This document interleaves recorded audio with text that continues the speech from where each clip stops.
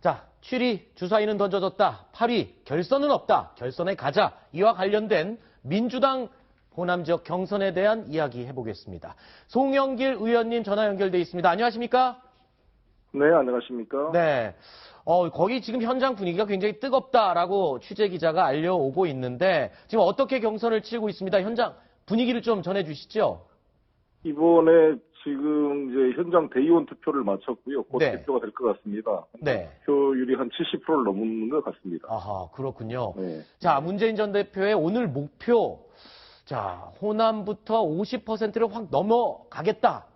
이게 지금 목표죠. 과반수가 아니라 아예 확실한 득표를 원하는 것 같은데 몇 퍼센트 표를 예상하십니까? 뭐 예상하기는 그렇고 과반수는 넘을 걸로 저희도 예상하고 있습니다. 과반수라고 하면 50%를 말씀하시는 건가요? 더 뭐 여러 가지로 뭐 60% 이상으로 저희는 기대를 하고 있습니다. 60% 이상까지 기대를 하고 있다. 압도적인 지지를 지금 계속 외쳐주고 있는데 자, 만약에 오늘 경선이요. 문재인 전 대표가 50%에 미치지 못하는 결과가 나온다. 그렇다면은 전략이 달라질 수밖에 없겠죠. 그렇죠. 여러 가지로 또 저희가 노력을 또 다시 해야겠죠. 다른 방향으로. 예. 네. 그래도 아마 그런데 이제 지금 특히 우리 호남인들은 네. 누구보다도 정권 교체에 대한 열망이 크시기 때문에 네. 될 수 있는 후보에게 전략적 투표를 해 주셨다고 저는 기대하고 있습니다. 네, 될 수 있는 투표에게 전략적인 투표를 하는 호남 민심이 있다라고 말씀을 해주셨는데 지금 저기 스튜디오에요. 박지원 국민의당 대표께서 나와 있습니다. 그런데 오늘 오전에 안철수 대항마로 문재인 후보가 되면 좋겠다라고 한 라디오 방송에서 이야기를 했습니다. 문 캠프 쪽에서 이 말을 어떻게 받아들이십니까? 저희는 감사하게 받아들입니다. 우리 박지원 대표께서 문 대표에 대한 관심이 많으시니까 네. 문재인 대표가 돼서 정권 교체를 확실히 할 수 있도록 저희가 최선을 다하겠습니다. 네. 뭐 안희정 후보가 되는 것보다는 좀 쉬운 상대다라고 바꾸어서 해석을 할 수 있을 것 같은데 그래도 고맙게 받아들이십니까? 네, 뭐 안희정 후보를 도와줄 말이 될 수도 있는데요. 저희는 뭐 사람에 따라 생각이 나름이니까 금방 우리 박지원 대표께서도 안철수 후보가 여러 가지로 그걸 이겨내서 나왔다고 말씀하신 것처럼 문재인 후보도 수많은 공격을 견뎌내면서 4년 동안 이 지지율 1위를 유지하는 게 쉬운 일이 아닙니다. 이러한 검증된 후보이기 때문에 본선에서 보수 세력의 수많은 공격을 이겨내고 국내 열망인 정권 교체를 감당해낼 수 있는 검증된 후보이고 전국적으로 특히 우리나라 역사상 최초로 영호남에서 동일한 다수의 지지를 확보하고 충청, 수도권, 제주도까지 골고루 전국을 통합시킬 수 있는 절호의 기회가 만들어지고 이를 실현할 수 있는 후보다 이렇게 생각을 합니다.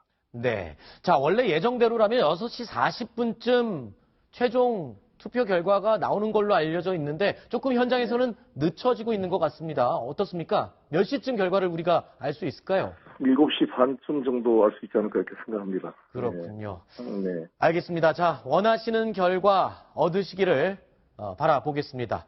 네, 감사합니다. 전화 연결 고맙습니다. 네, 고맙습니다. 자, 이어서요. 안희정 후보 캠프의 멘토 단장을 맡고 있는 박영선 의원도 저희가 전화로 연결을 해놨습니다. 박 의원님 안녕하십니까? 네, 안녕하십니까? 네. 자, 안희정 지사는 지금 어떻게 경선 준비하고 어떤 마음으로 지금 기다리고 계신가요?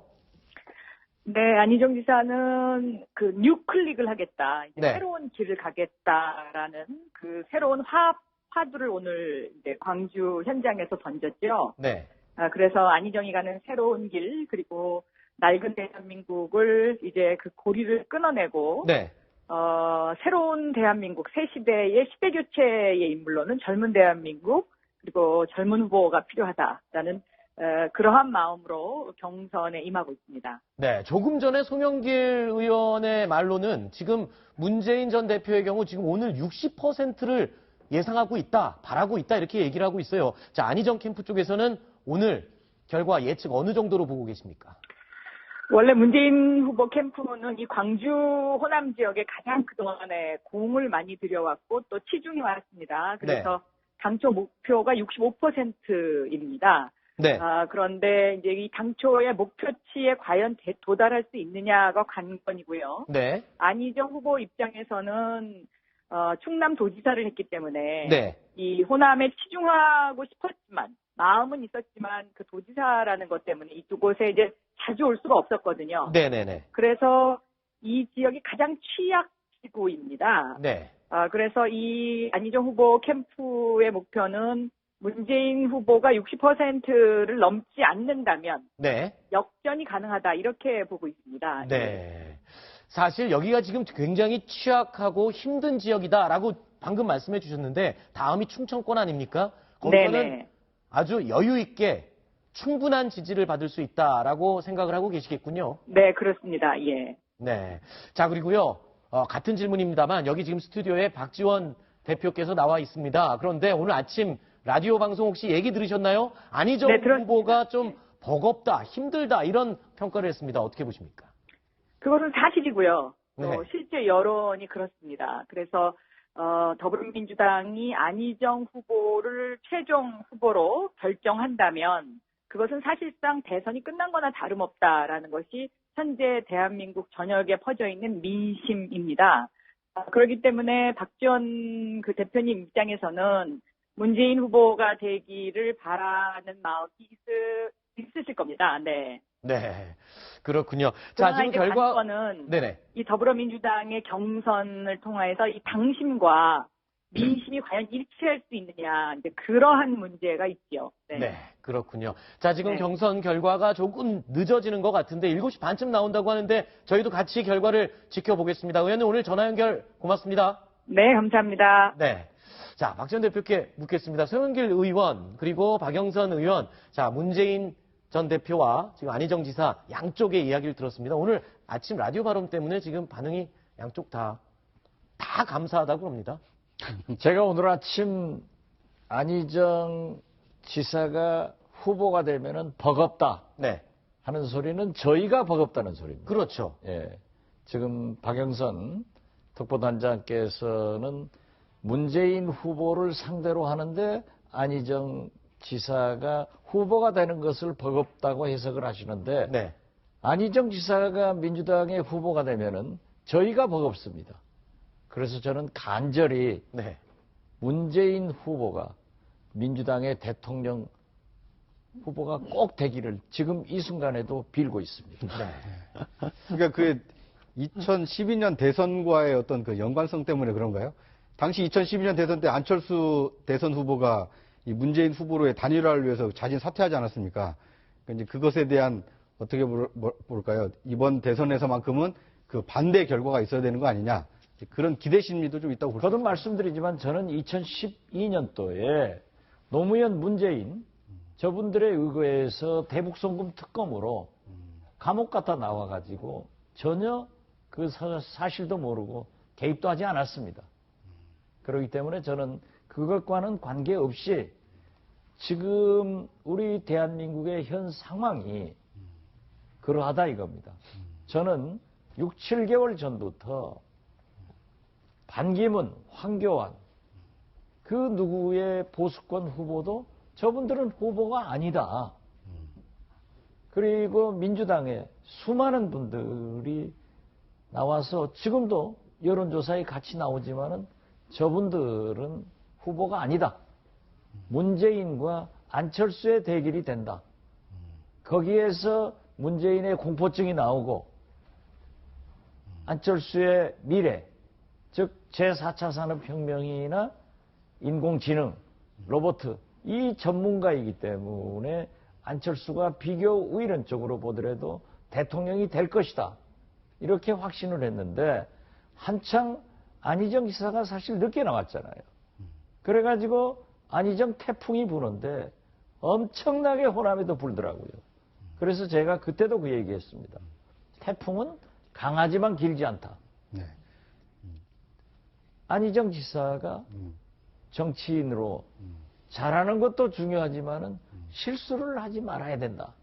라고 했는데 네. 한두 번 실수해가지고 또 추락하더라고요. 그렇죠. 선한 의지 발언이 아주 치명적이었는데. 그런데 지금도 네. 오늘 여론조사도 보면은 물론 지난 주말 우리 국민의당의 도박이 대박된 경선 아니에요? 이게 반영은 안 됐지만은 분명한 것은 문재인 후보는 내려가고 안희정, 안철수 두 안씨는 올라가더라고요. 그런데 과연 안희정 지사가 그 재인산상을 넘어갈까 하는 것은 굉장히 흥미롭지만은 저는 제발 넘지 마라. 좀 문재인 후보가 대통령 후보 되면은 우리가 이길 수 있다. 안희정 지사가 후보되면은 우리가 버겁다 하는 것을 솔직히 말씀했습니다. 근데 제가 궁금한 게 아무래도 대표께서는 호남 민심을 누구보다 이제 더 자주 듣고 많이 들으실 텐데 실제로 이제 국민의당에서도 말씀하신 대로 경선이 대박이 난 게 그런 어떤 반문 정서라는 뚜렷한 그런 정서가 분명히 호남에 지금 존재하고 있다고 보십니까? 존재하고 있기 때문에 그렇게 나타나는 겁니다. 그럼 오늘 그 반문 정서가 과연 이제 1시간 정도 있으면 공개될 민주당 경선 결과에는 어느 정도 좀 영향을 미칠 수 있다고 보시나요? 저는 오늘 아마 무난하게 문재인 후보가 지지받을 겁니다. 저는 한 60 내지 65% 나오지 않을까. 만약 여기에서 그걸 확보하지 못한다고 하면은 이변이 생깁니다. 네. 자, 지금 박 대표께서 60에서 65%까지 문 전 대표의 지지율이 나올 것이다, 투표율이 나올 것이다 라고 얘기를 했는데요. 자, 더불어민주당의 경선 전체 판세를 좌우할 호남 지역 경선 지금 한창 마지막 마무리가 진행이 되고 있습니다. 현장에 지금 조금 지연되는 분위기인 것 같은데요. 저희 취재기자 연결해서 분위기와 함께 언제쯤 경선 결과가 나오는지 아마 알아보겠습니다. 자, 김철웅 기자가 연결돼 있습니다. 김철웅 기자, 지금 어떻습니까? 분위기. 네, 더불어민주당의 첫 순회 경선인 호남 권역의 개표 결과가 잠시 뒤 오후 6시 50분쯤 발표됩니다. 문재인 전 대표가 대세론을 입증할 수 있을지, 안희정 지사나 이재명 시장이 반전을 일으키며 문 전 대표의 과반 득표를 저지할 수 있을지가 관전 포인트입니다. 개표는 오후 5시쯤 현장 투표가 종료된 직후 시작됐고 각 캠프별 참관인들이 지켜보는 가운데 수기로 진행되고 있습니다. 곧 발표되는 개표 결과는 지난주에 실시한 호남 권역 투표소 결과와 지난 주말 진행된 ARS 투표, 그리고 오늘 치러진 대의원 현장 투표를 합산한 수치입니다. 오늘 현장 투표소에는 옷과 응원 도구를 맞춘 후보별 팬클럽들이 장외 응원전을 펼치기도 했습니다. 이들은 지지하는 후보들의 연설 때는 함성과 이름을 외치며 뜨거운 장내 열기를 연출했습니다. 호남 경선은 전국 4개 권역 중 첫 번째 순서이자 민주당의 텃밭인 호남 민심의 평가를 받는다는 점에서 사실상 본선으로 불리며 최대 승부처로 평가됩니다. 때문에 후보들은 올해 지방 일정 중 호남을 가장 많이 방문했을 정도로 정성을 쏟았고 각 캠프 관계자들도 길게는 일주일 전부터 광주에 머무르면서 바닥 민심 다지기에 주력했습니다. 더불어민주당은 오늘 호남에 이어 모레 충청, 금요일에 영남, 그리고 다음 주 월요일 수도권 광원에서 순회 경선을 치른 후 대통령 후보를 결정하게 됩니다. 지금까지 광주에서 채널A 뉴스 김철웅입니다. 네, 김철웅 기자가 수고해 줬습니다. 자, 강경석 기자, 지금 김철웅 기자가 말미에 잠깐 설명을 했는데 이 호남 지역 경선이 실제로 본선으로 가는 바로미터가 된다. 그래서 중요하다라고 했는데 그 의미를 좀 더 자세히 설명을 해주시죠. 네, 말씀하신 대로 호남 경선이 굉장히 중요한 이유가 일단 첫 번째 경선 결과가 공개되는 겁니다. 그리고 전체 선거인단 중에 약 20%가 지금 호남이고 물론 비중으로 봤을 때는 수도권, 강원이 좀 더 많겠지만 첫 경선 결과가 사실상 흐름을 쭉 주도할 수 있는 동력을 주기 때문에 각 후보들이 전북, 전남, 이 광주 지역에 올인을 했던 겁니다. 네. 그래서 실제로 문재인 진영에서도 60%, 아까 박지원 대표가 얘기하신 60에서 65%를 얻지 못한다면 어떻게 보면 이 대세론이 흔들릴 수도 있는 그런 상황을 맞이할 수도 있습니다. 네. 그러다 보니까 나머지 2, 3, 4등 후보들도 의미 있는 2등을 하자. 사실상 1등보다는 의미 있는 2등을 해서 격차를 좁혀서 대세론에 흠집을 내야 된다라는 게 현실적인 목표로 잡을 만큼 네. 지금 모든 캠프의 전략들이 지금 오늘 결과가 나오는 이 경선에 초점이 맞춰져 있는 겁니다. 네. 그리고 이게 한 가지 좀 부연을 하자면요. 네. 국민의당이 창당이 됐을 때 네. 당시에 그거에 대한 반발로 약간 10만 명의 어떤 온라인 당원이 모집되지 않았습니까? 네네. 그래서 이제 그걸 근거로 해서 이 총선을 치러서 이 원내 일당이 됐었는데 그러면서 이제 문재인 대세론이 만들어졌거든요. 그런데 그 문재인 대세론에 실질적으로 얼마나 이 강력하게 이 대세를 뒷받침하고 있느냐 이걸 볼 수 있는 바로미터가 바로 호남인 겁니다. 네. 왜냐하면 국민의당이 나갔음에도 불구하고 호남에서 여전히 문재인을 지지하는 사람이 많다, 압도적으로 높다. 이러면 이제 대세론을 이어갈 수 있지만 만약에 거기에서 절반에도 못 미친다. 그러면 이 대세론이 과연 대세일까? 이제 이런 회의적인 생각이 들 수 있기 때문에 이 호남 경선에 따라서 문재인 대세론의 운명에 갈려있다 이렇게 볼 수 있을 것 같습니다. 알겠습니다. 대표님은 혹시 뭐 하실 말씀 있으신가요? 지금 김태용 기자 네. 리포트하면서 민주당의 텃밭인 호남. 네. 그건 잘못하신 거예요. 호남은 국민의당의. 예. 그리고 지금 보십시오. 저희 국민의당이 네. 그 위험한 완전 국민 경선. 투표 네. 경선이 성공한 것이 만약 동원하는 한 건이라도 신고가 들어오면은 네. 우리는 바로 중앙선관위에 고발을 해가지고 조사토록 하겠다. 네. 하고 제가 공개적으로 발표하니까 아무것도 없었어요. 네. 아무것도 없었는데 지금 민주당에서는 계속 경선 결과를 발표하지 않기로 했다가 발표해가지고 네. 흔들렸지 않습니까? 전라북도에서 그러한 학생들을 이용한 것이 있어도 당에서는 함구하고 있다고요. 그런데 오늘 지금 현장만 보더라도 네네. 저러한 사람들을 동원해서 유니폼을 입혀가지고 마치 대의원인 양, 알겠습니다. 투표권인 양 하는 예, 것은 호도하고 있는 겁니다. 알겠습니다. 저게 구정치예요. 그 저게 부분은 문제인식 지금- 예, 예. 정치면은 절대 어렵다 하는 것을 알겠습니다. 다시 지적합니다. 네. 국민의당 대표로서 상대당 입장에서 바라보는 자, 민주당 경선에 대한 지금 문제점 제기를 해주신 부분이고요.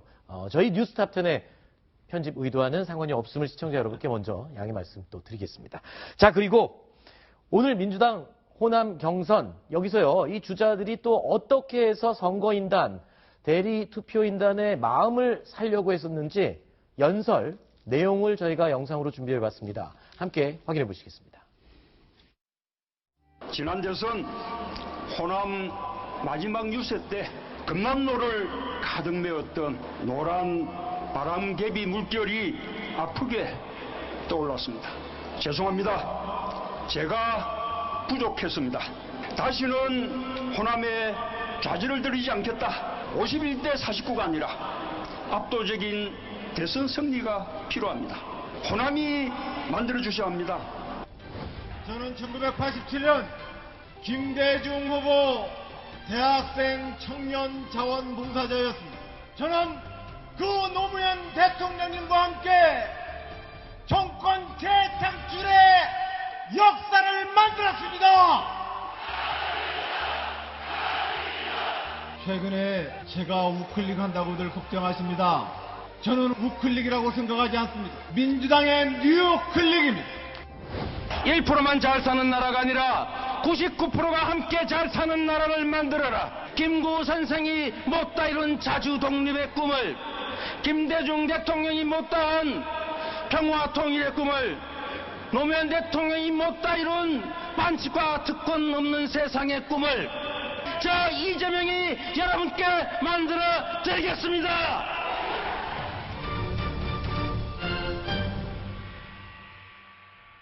자, 민주당 경선 대표 주자 3명의 이야기를 들어봤는데, 자, 호남 민심에 대해서는 가장 많이 알고 계시다라고 자부하시는 박지원 대표께서 들었을 때, 이 세 사람 가운데 누가 가장 호남 민심을 지금 얻을 수 있을 것 같은 연설이었나요? 의외로 이재명 네. 후보의 득표가 상당히 많을 겁니다. 아, 그래요? 네. 어떤 부분 때문에 그렇죠? 이 연설이. 제가 제 바람이 네. 문재인 후보가 대통령 후보 되는 것을 네. 호남에서부터 석문에서 올라오기를 바라는 게 있어서 네. 또 자기들이 주장을 하기 때문에 네. 60 내지 65%는 득표할 것이다 했는데 네. 이재명 후보의 득표가 네. 상당히 높을 것이다. 아. 물론 다수를 점할 수는 없지만은 네네.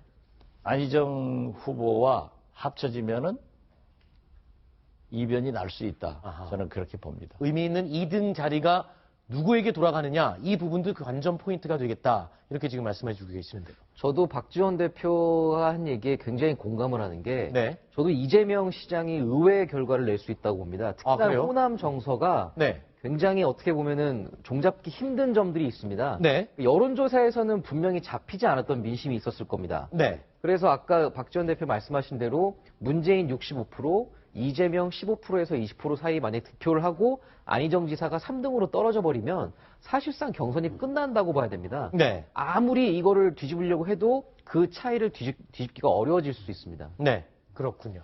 그러니까 저도 지금 뭐 10분 뒤면 이제 결과가 나오기 때문에 네네. 얘기하기는 굉장히 조심스러운데 가장 손해를 보는 사람은 문재인 대표일 수밖에 없습니다. 왜냐하면 대세론에 모든 사람이 대세로 알고 있기 때문에 네. 대세라고 인정받으려면 최소 60%를 넘어야 된다. 점점 올라가네요. 마지노선이 원래 50%였는데. 그러니까 네. 마지노선이 자꾸 높이기 때문에 네. 그걸 못 넘으면 59.5%를 얻어도 이게 대세론이 흔들리는 거 아니냐 이런 평가를 받을 수밖에 없거든요. 네. 근데 이제 가장 불리한 사람은 문재인 전 대표고 네. 가장 유리한 사람은 거꾸로 이재명 후보입니다. 왜냐하면 전국 득표율에서는 굉장히 낮지만 네. 전국 득표율이 지금 이제 10% 언저리인데 네. 만약에 호남에서 20%를 얻으면 아니 이재명 후보는 2배나 얻었다 호남에서. 네. 그러니까 이재명 쏠림 현상이 있는 거 아니냐 그렇죠. 이런 평가를 받을 수 있는 거거든요. 그러니까 이것은 절대 평가가 아니라 상대 평가이기 때문에 네. 본인이 지금 여론조사에서 받은 것보다 얼마나 더 얻느냐. 네. 그래서 그 뭐 인상적인 득표를 보여주느냐.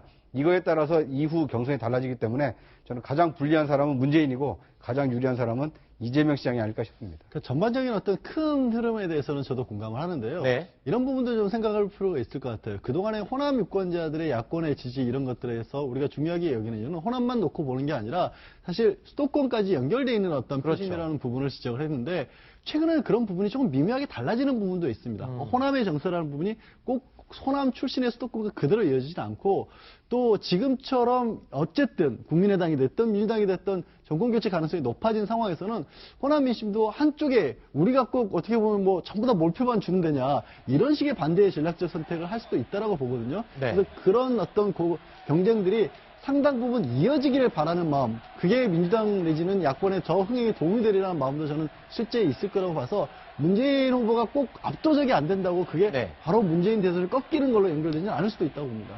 지금 이제 아마 현장 화면이 들어온 것 같은데 개표 결과를 다 기다리고 있는 것 같습니다. 네. 발표 직전 상황인 것 같습니다. 그런데 오늘 경선에서 적어도 문재인 전 대표가 압승을 거뒀다라는 말을 듣기 위해서는 저는 적어도 70%는 얻어야 한다고 봅니다. 점점 더 올라가네요. 70%요? 안철수 전 대표가 전북에서 72% 얻었습니다. 네. 그리고 전남까지 합치면 한 65% 됩니다. 네. 근데 오늘 만약에 저기서 그 정도 비슷한 수치가 나오지 못한다. 네. 그러면 분명히 호남에는 반문 정서가 존재한다. 이런 얘기로 계속 대세론의 흠집을 받을 가능성이 있습니다. 네. 그러니까 이 강 기자가 기사를 쓰는 사람 아닙니까? 네. 이렇게 비교를 한단 말입니다. 예. 그러니까 안철수는 70% 가까이 얻었는데 문재인은 못 얻었다. 네. 그러니까 호남에서는 안철수가 더 높은 지지를 받는다. 네. 그러니까 이 정치라는 것이 절대 평가가 아니라 상대 평가이기 때문에 네. 지금 호남에서 누가 적자냐? 지금 네. 국민의당이 호남의 아성이라고 하지만 더민주는 과거 아성이었거든요. 네. 그 아성이 무너졌느냐, 무너지지 않느냐라는 지표가 문재인이 과연 호남에서 얼마만큼 얻었느냐. 네. 그래서 많은 지지를 얻어서 그 여세를 몰아서 전국적인 지지를 몰아서 대통령이 될 거냐. 네. 이거에 대한 관심의 어떤 바로미터가 지금 호남 그 득표기 때문에 네. 지금 강경석 기자처럼 70%를 놓고 네. 안철수 지지율을 놓고 비교가 된다라면 문재인 전 대표는 훨씬 더 불리한 입장에 서 있다 이렇게 볼 수 있을 것 같습니다. 박 대표님, 어제 이 국민의당 경선 결과 때문에 지금 다른 후보들이 더 힘들어졌습니다. 지금 안철수 전 대표가 72% 가까이 지지율을 얻으면서 강 기자 얘기 들으니까 앞으로 기사를 더 혹독하게 지금 비교하면서 쓸 것 같은데 어떻게 보십니까? 동의하십니까? 강 기자 말에? 동의합니다. 아, 그렇습니까? 그리고 모든 분들이 문재인을 지지하지 않는다고 하는데 왜 그렇게 여론조사가 높냐 네. 하는 것이 호남 사람들의 공통된 네. 어떤 의미에서 보면은 수도권에도 똑같은 얘기를 합니다. 네. 물론 저를 만나는 사람이니까 네. 저에게 유리한 얘기도 할 수 있겠지만은 제 아내나 네. 전혀 모르는 사람들도 그런 얘기를 듣고 와서 얘기하는데 사실 저는 전라북도 보십시오. 네. 광주 전남에서 그러한 바람을 불어주니까 네. 전라북도는요 특성이 있습니다. 바람이 늦게 불어가지고 대게 쳐버려요. 네. 그런데 오히려 훨씬 더 높게 나오는 걸 보면은 네. 잠시만요. 네, 지금 현장에서 결과 발표를 하는 중입니다. 내용을 함께 들어보시겠습니다. 호남권 전국 대의원 현장 투표 결과 순으로 발표하고 마지막으로 최종 합산한 결과를 발표하겠습니다. 오늘 발표한 득표율은 유효 득표수의 득표율을 말합니다. 첫 번째로 지난 3월 22일 네, 원래 예정대로라면은 이제 6시 40분에 발표를 하려고 했었는데 개표가 조금 지연이 되면서 앞으로 한 5분에서 10분 안에 최종 결과가 나올 것 같습니다.